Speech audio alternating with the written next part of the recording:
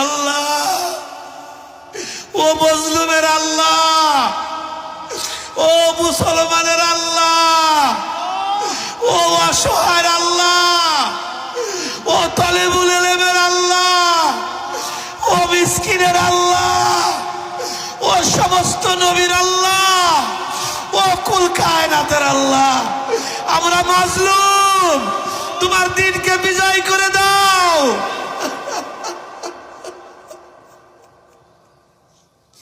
কবুল করে দাও, আজকের মজলিস কবুল করে দাও। ওরে আমার নাশুকরি, ওরে আমার মাওলা রে,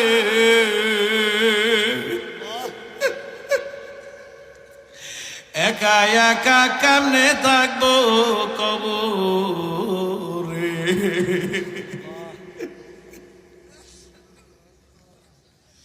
ওরে আমার দরদের মাওলা, তোমার কুদরতি নজর দিয়ে তুমি তাকাও।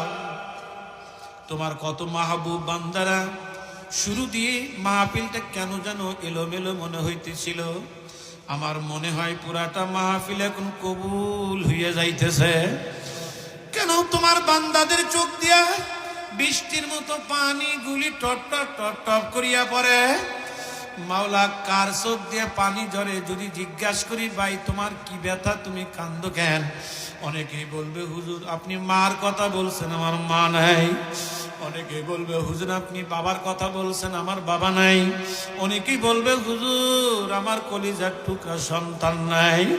ওরে আমার মালিক রে, এই মাদ্রাসার পাশেই কবর, কে কলিজার টুকরারে কবর দিয়া, কে মাকে কবর দিয়া, বাবারে কবর দিয়া এই মাহফিলের মধ্যে ইতিম হয়ে বইল।